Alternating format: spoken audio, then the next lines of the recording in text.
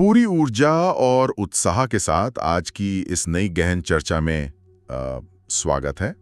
आज का विषय एक ऐसे सवाल पर केंद्रित है जो हम सभी के दिमाग में कभी ना कभी जरूर आता है कि कैसे छोटे छोटे बदलाव हमारी जिंदगी में असाधारण परिणाम ला सकते हैं। हाँ, ये सच में बहुत आम सवाल है। बिल्कुल। और हम अक्सर ये मानकर चलते हैं कि लाइफ बदलने के लिए या किसी बड़ी सफलता को हासिल करने के लिए ना कुछ बहुत बड़ा या क्रांतिकारी कदम उठाना ही पड़ेगा।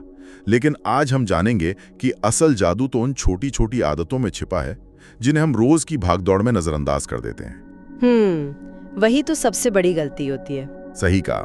तो सुनने वालों के लिए बता दूं कि आज हमारे पास इस टॉपिक को डीपली समझने के लिए बहुत ही शानदार मटेरियल है। हम जेम्स क्लियर की फेमस किताब एटॉमिक हैबिट्स के कुछ सबसे पावरफुल हिस्सों पर बात करेंगे। साथ ही मिस्टर ब्लॉगर द्वारा तैयार किए गए 30 दिन के हैबिट बिल्डिंग प्लान को डिकोड करेंगे। और इसके अलावा अमेरिकन हार्ट एसोसिएशन यानी AHA जैसी हेल्थ गाइड से भी कुछ बेहतरीन टिप्स लेंगे हम। एग्जैक्टली। और साथ में YouTube क्रिएटर्स जैसे कैलियन स्मिथ के वीडियो ट्रांसक्रिप्ट से रियल लाइफ एग्जांपल्स भी शामिल करेंगे ताकि समझ आए कि थ्योरी असल में काम कैसे करती है। हाँ, क्योंकि सिर्फ थ्योरी से तो कुछ नहीं होता ना। वही तो। इस चर्चा का उद्देश्य सिर्फ किताबी बातें करना नहीं है। हमारा मिशन ये पता लगाना है कि कैसे कोई भी इंसान बिना मानसिक बोझ महसूस किए या थके बिना इन प्रैक्टिकल स्ट्रैटेजीज का यूज करके ऐसी आदतें बना सकता है जो जिंदगी भर टिकें। तो चलिए इसे थोड़ा खोलकर समझते हैं। ये एक ऐसा टॉपिक है जो हर इंसान की डेली लाइफ को टच करता है, क्योंकि हम सुबह उठने से लेकर रात को सोने तक जो कुछ भी करते हैं ना, उसका लगभग आधा हिस्सा हमारी हैबिट्स ही कंट्रोल करती हैं। आधे से ज्यादा लाइफ ऑटो पायलट पर है एक तरह से। बिल्कुल। और हम हैबिट्स को बहुत हल्के में लेते हैं, लेकिन साइंस और साइकोलॉजी दोनों ये साबित करते हैं कि हमारी आदतें ही हमारे फ्यूचर का ब्लूप्रिंट होती हैं। इन अलग अलग सोर्सेस को एक साथ रखकर देखने से एक बात सबसे क्लियरली सामने आती है कि आदतें रातों रात नहीं बनती और ना ही एक दिन में टूटती हैं। हाँ, ये एक लंबा प्रोसेस है। सही कहा। ये एक लंबी पर बहुत ही लॉजिकल प्रोसेस है। और इसी लॉजिकल प्रोसेस का सबसे पहला और शायद सबसे मैजिकल रूल है 1% का नियम, यानी 1% रूल। ये मैथ वैसे सच में बहुत चौंकाने वाला है। बहुत ज्यादा।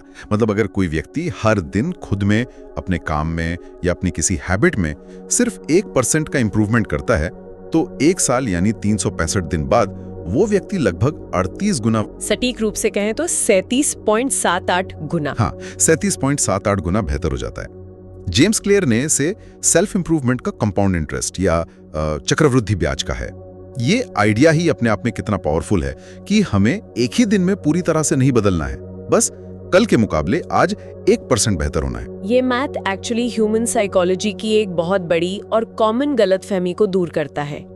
इंसान का दिमाग अक्सर रातों रात चमत्कार होने या किसी बड़ी सक्सेस के लिए भारी भरकम कदम उठाने का आदी होता है। जैसे लोग सोचते हैं कि एक ही दिन में सब ठीक कर लेंगे। वही तो। लोगों को लगता है कि अगर वजन कम करना है तो पहले ही दिन जिम में 2 घंटे पसीना बहाना होगा और अगले दिन बॉडी में पेन के कारण वो जिम जाना ही छोड़ देते हैं। ये तो बहुत आम बात है। हाँ, जबकि असली बदलाव इन अदृश्य छोटे इम्प्रूवमेंट से आता है। जब कोई रोज 1% बेहतर होता है तो पहले हफ्ते या पहले महीने में कोई खास फर्क नजर नहीं आता। एक दिन किताब के 2 पन्ने पढ़ने से कोई रातों रात विद्वान नहीं बन जाता। बिल्कुल नहीं। लेकिन जब यही काम महीनों और सालों तक दोहराया जाता है तो रिजल्ट्स मैसिव होते हैं। ये सब उन छोटी छोटी जीतों के जमा होने के बारे में है जिन्हें हम अक्सर अनइम्पोर्टेंट समझकर छोड़ देते हैं। और ये चीज तो हम हर साल जनवरी के महीने में देखते ही हैं। न्यू ईयर आते ही लोग बहुत बड़े बड़े रेजोल्यूशंस बना लेते हैं। हाँ, और फरवरी आते आते सारे जिम खाली हो जाते हैं। एग्जैक्टली। पुरानी आदतें वापस आ जाती हैं। और यहाँ पर मुझे जेम्स क्लियर का वो फेमस कोट याद आता है जो गोल्स और सिस्टम्स के बीच के फर्क को बहुत डीपली समझाता है। उन्होंने कहा है कि हम अपने लक्ष्यों के स्तर तक नहीं उठते बल्कि अपने सिस्टम्स के स्तर तक गिर जाते हैं। ये कोट हिट करता है सीधा। करता है ना। लोग गोल सेट करने में तो बहुत माहिर होते हैं, लेकिन उस गोल तक पहुंचने का सिस्टम बनाने पर कोई ध्यान नहीं देता। यहाँ जो बात सबसे आकर्षक है वो ये है कि लक्ष्य सिर्फ रिजल्ट्स के बारे में होते हैं, जबकि सिस्टम उस प्रोसेस के बारे में जो उस रिजल्ट तक ले जाती है। हम अक्सर मोटिवेशन पर बहुत ज्यादा डिपेंड करते हैं। हाँ, मोटिवेशन का ही सहारा लेते हैं सब। पर मोटिवेशन एक फीलिंग है और फीलिंग्स हमेशा बदलती रहती हैं। आज इंसान बहुत मोटिवेटेड फील कर सकता है और कल शायद बिस्तर से उठने का मन भी ना करे। जब मोटिवेशन खत्म हो जाती है तो एक स्ट्रॉन्ग सिस्टम ही होता है जो उस काम को रूटीन में बदल देता है। एक एग्जाम्पल से समझते हैं इसे? जरूर। जैसे मुझे इस साल 10 किलो वजन कम करना है, ये सिर्फ एक गोल है। ये डायरेक्शन तो दे सकता है, लेकिन रोज की आदत तय नहीं करता। सही बात है। इसके बजाय अगर कोई कहे कि आज मंडे है, शाम 6 बजे मुझे अपने वर्कआउट के कपड़े पहनने हैं और 20 मिनट एक्सरसाइज करनी है, ये एक सिस्टम है। सिस्टम हमारी मेंटल एनर्जी को हर रोज सोचने या डिसीजन लेने में वेस्ट नहीं होने देता, बल्कि वो सीधा एक्शन लेने पर जोर देता है। ये सच में एक बहुत बड़ा डिफरेंस है। गोल सेट करना आसान है, लेकिन सिस्टम बनाना थोड़ा मुश्किल, पर यही एक्चुअली काम करता है। अब जब हम सिस्टम बनाने की बात कर रहे हैं तो हमें ये भी समझना होगा कि कोई भी बिहेवियर कैसे बदलता है। बिहेवियर चेंज की लेयर्स। हाँ, एटॉमिक हैबिट्स में बिहेवियर चेंज की 3 लेयर्स का जिक्र है। पहला है आउटकम्स यानी परिणाम, दूसरा प्रोसेस यानी प्रक्रिया, और तीसरा आइडेंटिटी यानी पहचान। ज्यादातर लोग जब कुछ बदलना चाहते हैं तो सबसे बाहरी लेयर से शुरुआत करते हैं, यानी आउटकम से। वो कहेंगे मुझे मैराथन दौड़नी है। एग्जैक्टली। फिर वो बीच वाली लेयर पे आते हैं कि मुझे हफ्ते में 4 दिन दौड़ने की प्रैक्टिस करनी है। लेकिन वो सबसे अंदर वाली लेयर को छू भी नहीं पाते, अपनी आइडेंटिटी को नहीं बदलते। वो खुद को अभी भी एक आलसी इंसान मानते हैं जो दौड़ने की कोशिश कर रहा है। अगर हम इसे एक बड़ी तस्वीर से जोड़कर देखें तो सच्ची आदत तब बनती है जब वो हमारी आइडेंटिटी बन जाती है। फोकस इस बात पर नहीं होना चाहिए कि क्या अचीव करना है, बल्कि इस बात पर होना चाहिए कि क्या बनना है। एक नया रूप लेना है। हाँ, और इसका एक बहुत ही सटीक एग्जाम्पल स्मोकिंग छोड़ने वाले इंसान का है। अगर कोई इंसान सिगरेट छोड़ना चाहता है और उससे कोई पार्टी में सिगरेट ऑफर करे और वो कहे कि नहीं, मैं सिगरेट छोड़ने की कोशिश कर रहा हूँ, तो इसका मतलब वो अभी भी खुद को स्मोकर मानता है। बिल्कुल, उसके अंदर अभी भी वो स्ट्रगल चल रहा है। लेकिन अगर वो सामने से कहे कि नहीं धन्यवाद, मैं धूम्रपान नहीं करता, तो ये उसकी पहचान में एक क्लियर शिफ्ट है। मुझे किताब पढ़नी है एक गोल है, लेकिन मैं एक रीडर हूँ एक आइडेंटिटी है। ये माइंडसेट शिफ्ट कितना पावरफुल है। बहुत पावरफुल। जब कोई आदत इंसान की आइडेंटिटी का हिस्सा बन जाती है तो उसे मेंटेन करना आसान हो जाता है, क्योंकि तब इंसान बस अपने नेचर के हिसाब से ही काम कर रहा होता है, उसे कोई अलग से जोर नहीं लगाना पड़ता। ये नजरिया सच में सोचने का तरीका बदल देता है। अब जब कोई अपनी आइडेंटिटी बदलने के लिए तैयार है तो ये समझना बहुत जरूरी है कि कोई भी आदत असल में काम कैसे करती है।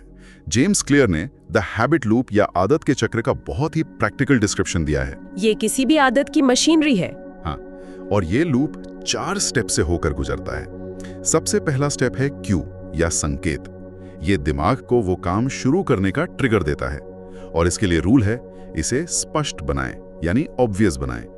एनवायरनमेंट यहाँ बहुत मैटर करता है। एनवायरनमेंट एक अदृश्य हाथ की तरह काम करता है।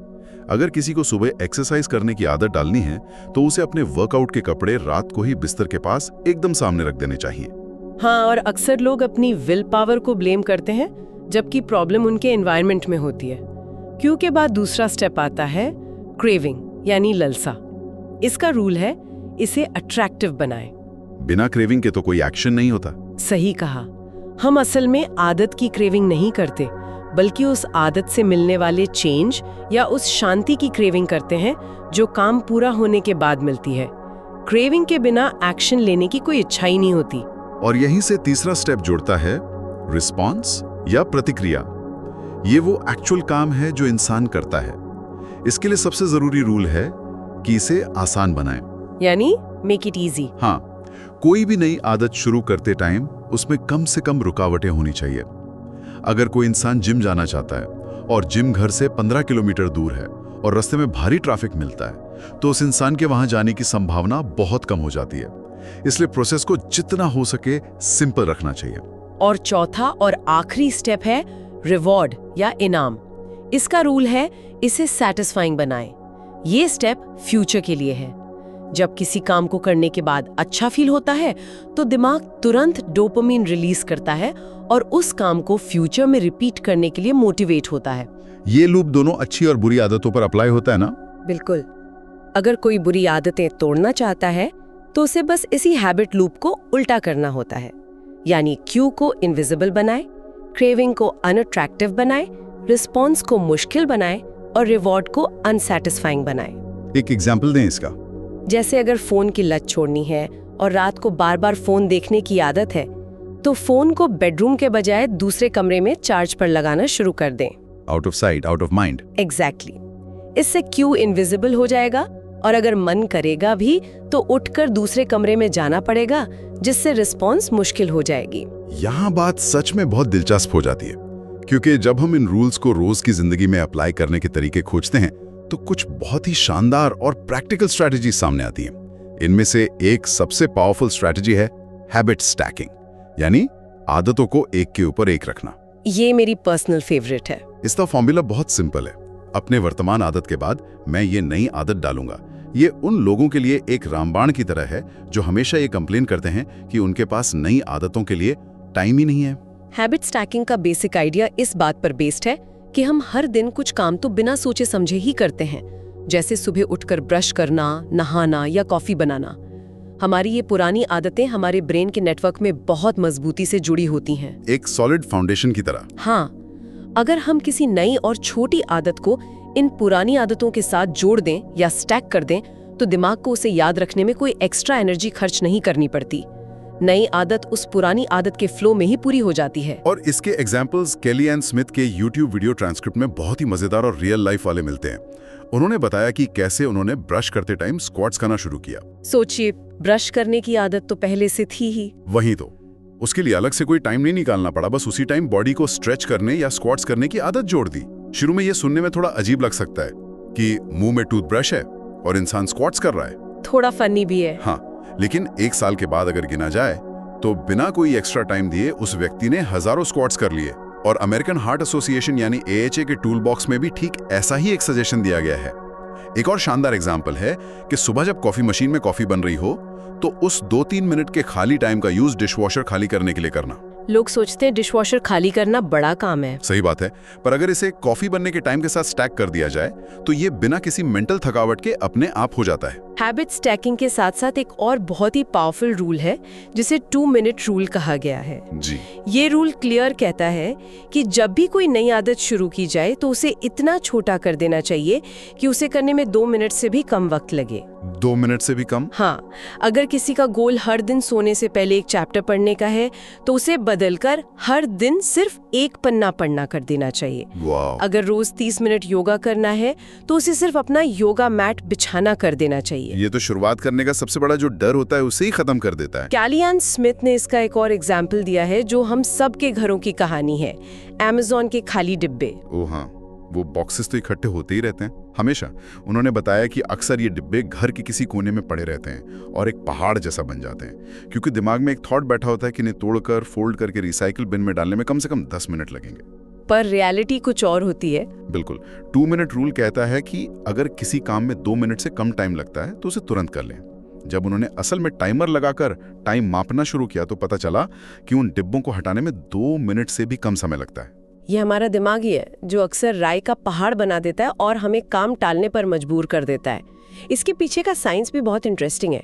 किसी भी काम को शुरू करना ही सबसे मुश्किल हिस्सा होता है, जिसे साइकोलॉजी में एक्टिवेशन एनर्जी कहते हैं। एक बार स्टार्ट हो जाए तो फिर फ्लो बन जाता है। एक बार जब 2 मिनट के लिए ही सही शुरुआत हो जाती है तो मोमेंटम बन जाता है।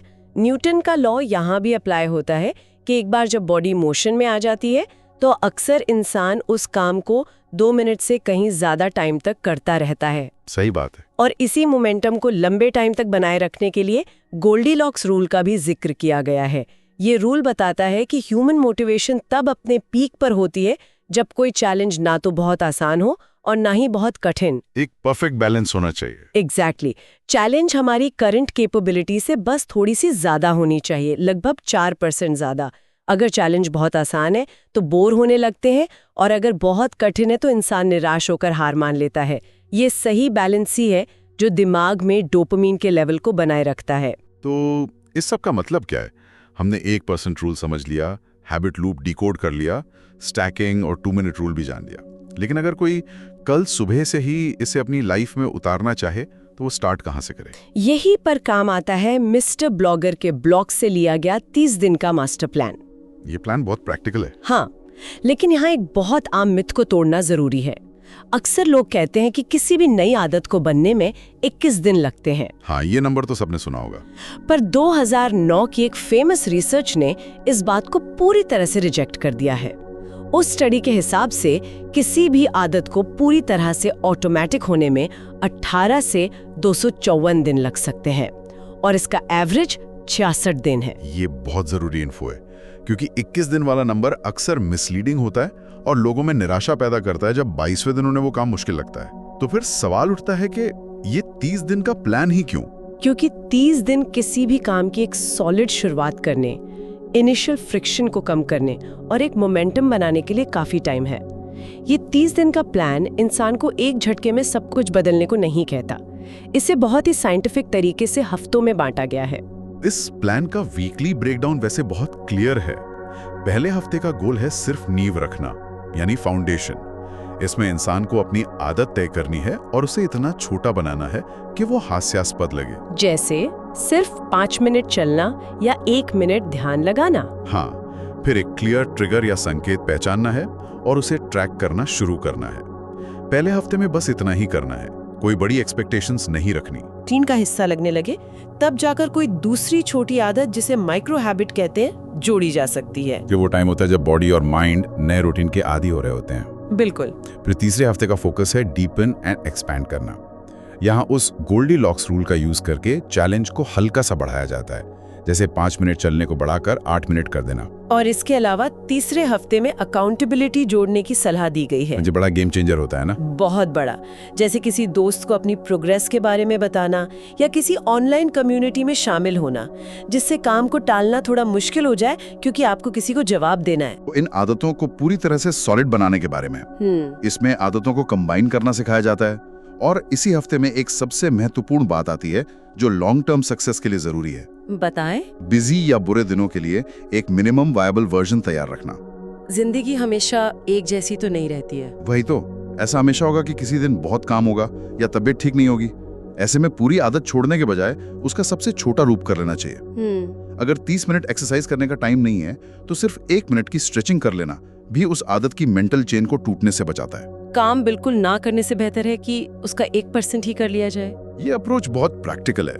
और इस चेन टूटने ना देने की बात से याद आया, मिस्टर ब्लॉगर और बाकी सोर्सेज ने ट्रैकिंग का बहुत बड़ा रोल बताया है। अक्सर लोग ट्रैकिंग को एक एक्स्ट्रा बोझ मान लेते हैं, पर हैबिट स्कोर कार्ड या हैबिट ट्रैकर का यूज करना इतना जरूरी क्यों है? देखिए, ट्रैकिंग दरअसल हमारी लाइफ में अवेयरनेस लाती है। अक्सर लोग पूरे दिन काम करते हैं, लेकिन रात को उन्हें पता ही नहीं होता कि उनका टाइम गया कहाँ। अपनी करंट हैबिट्स के प्रति अवेयर होना किसी भी चेंज की दिशा में उठाया गया सबसे पहला कदम है। बिना समझे तो बदलाव नहीं हो सकता। एग्जैक्टली।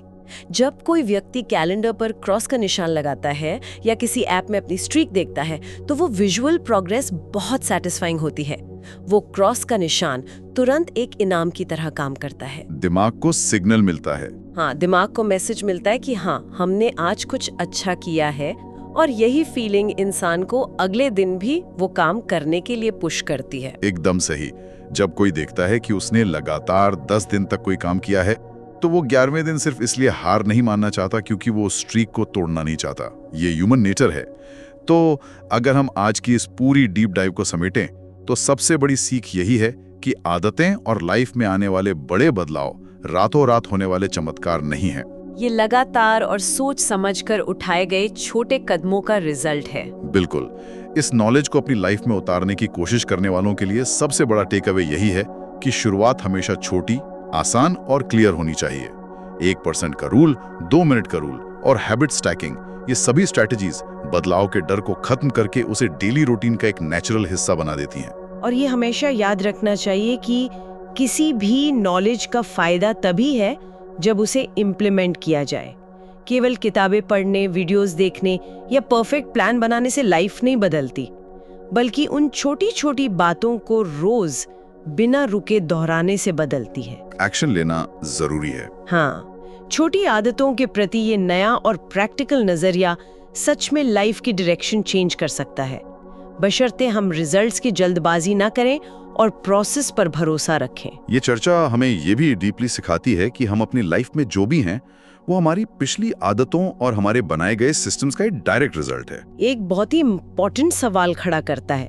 अगर हमारा आज का जीवन हमारी पिछली आदतों का ही आईना है, तो जरा रुक कर सोचिए, आज जो 1% की अदृश्य आदतें हम अनजाने में टाल रहे हैं या जिन्हें हम बिना सोचे समझे अपना रहे हैं, वो 10 साल बाद फ्यूचर में चुपचाप हमारे लिए कैसी दुनिया या कैसी पहचान बना रही होंगी। क्या सोचने वाली बात है। जो डिसीजन आज बहुत छोटे और अनइम्पोर्टेंट लग रहे हैं, असल में वही फ्यूचर की एक बहुत बड़ी बिल्डिंग की ईंटें हैं। सच में एक अद्भुत और गहरा विचार है। हम आज जिन छोटी छोटी चीजों को इग्नोर कर देते हैं, वो असल में बहुत खामोशी से हमारा फ्यूचर लिख रही होती हैं। सुनने वालों के लिए ये खुद का आकलन करने का एक बहुत ही शानदार विषय है। आज की इस दिलचस्प और गहरी बातचीत में हमारे साथ जुड़ने के लिए बहुत बहुत धन्यवाद। मिलते हैं अगली बार एक नए और ज्ञानवर्धक विषय के साथ। अगर आपको ये बुक समरी पसंद आई हो तो वीडियो को लाइक करें और ऐसे ही पावरफुल बुक समरीज के लिए चैनल को सब्सक्राइब जरूर करें।